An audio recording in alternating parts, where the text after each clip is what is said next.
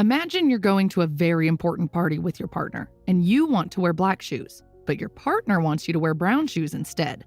How would you negotiate this situation?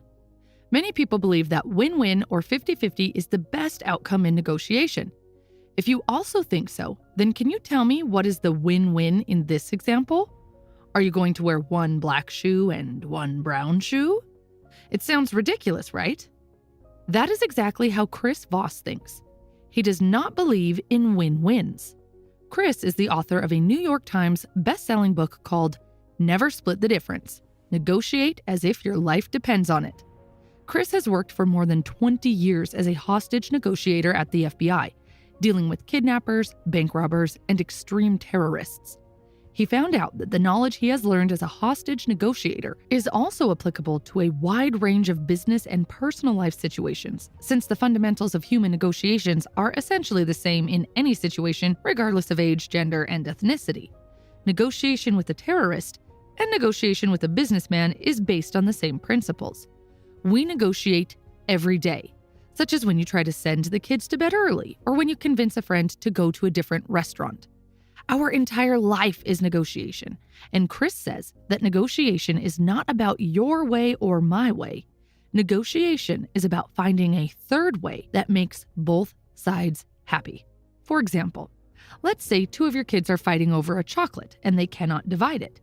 It doesn't matter how you divide the chocolate, they are both unhappy and think that the other side got more. The third way solution in this situation is to ask one kid to divide the chocolate equally and the other kid to pick first. In this video, I will share with you the 5 lessons I learned from the book that will help you to become a better negotiator. Lesson number 1: understand first. Every negotiation begins with the universally applicable law that people want to be understood and accepted. Listening is the cheapest yet most effective thing we can do to get there.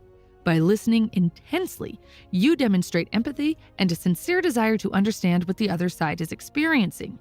It sounds easy, but you cannot imagine how many people fail to listen. When the other side starts talking instead of listening, they think about what they will say, and when the other side stops, they give their pitch, regardless of what the other side just said. And the other side starts saying to himself, they didn't even listen to a word I was saying. I'm sure you've experienced this. Sometimes you talk to someone and you feel like you're talking about different topics.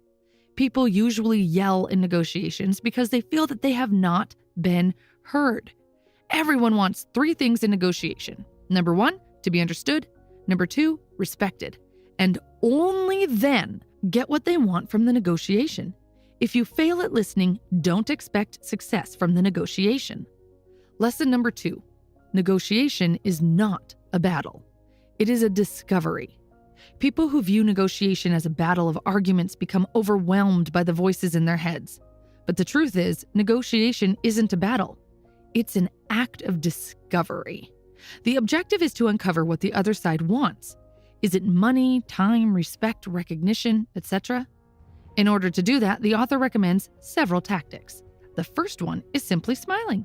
When you smile at someone, it's like reaching out to their brain and switching on positivity light. We are 31% smarter when we are in a positive state of mind, which also means if we are in a negative state of mind, it makes us 31% dumber. The second tactic is mirroring.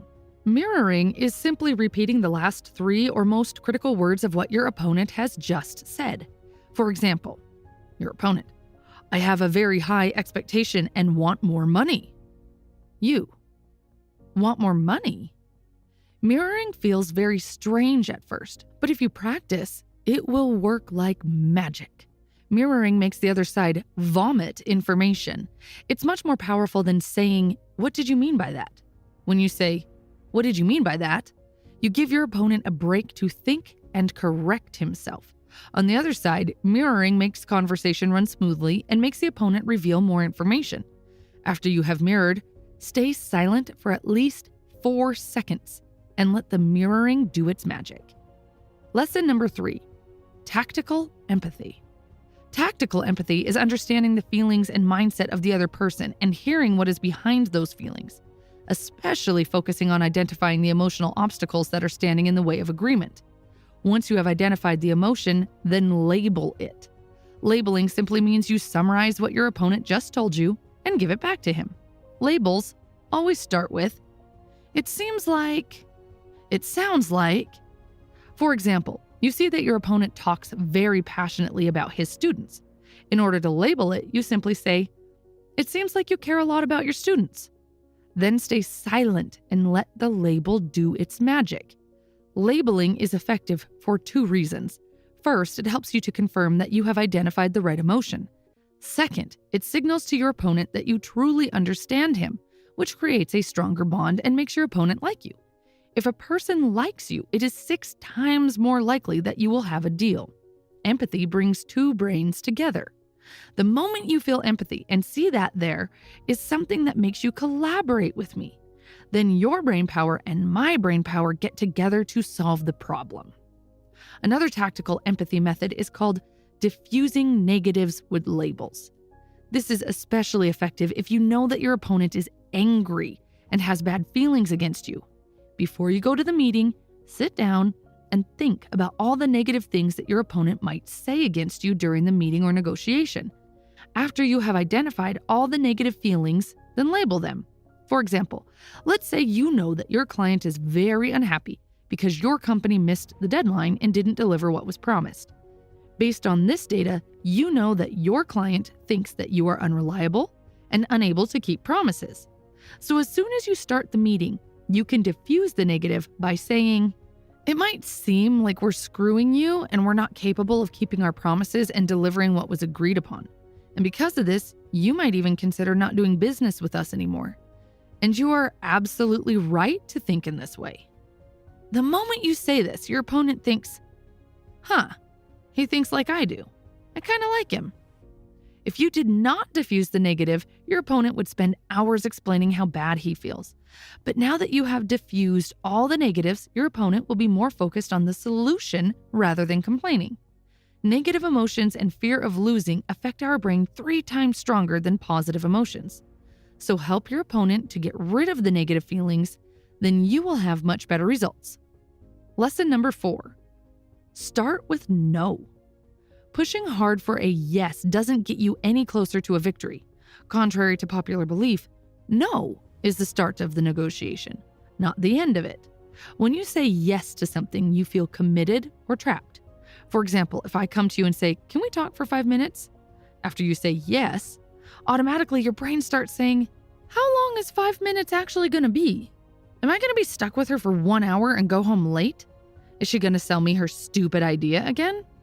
All those distractions in your mind stop you from focusing on the negotiation.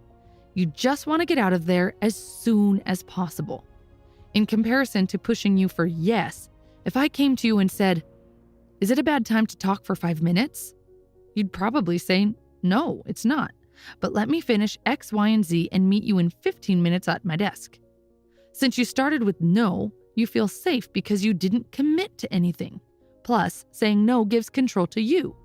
It was you who said, "Let's meet in 15 minutes. When you feel in control, it makes you think quicker, faster, and helps you to focus on implementation without any distractions. Also, after you said no, you answered 2 to 3 upcoming questions by yourself. I did not have to ask you where to meet, when to meet. You gave me everything I wanted without even working for it. Lesson number 5.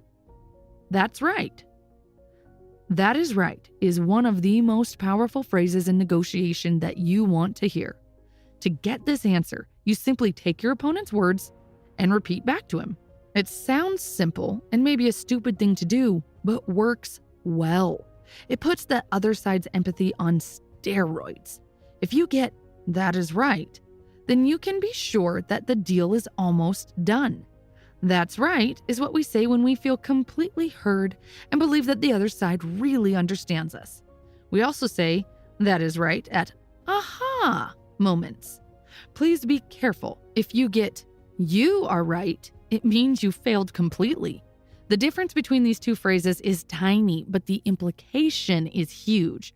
When somebody says "you're right," they're most likely trying to get rid of you or end the conversation. Dealing with people is one of the hardest jobs out there. You can be perfect at your job, But if you have poor people skills, it's highly likely that you will have a tough time at work. If you want to improve your people skills, then check out the video you see on your screen. Thanks for watching and have a wonderful day.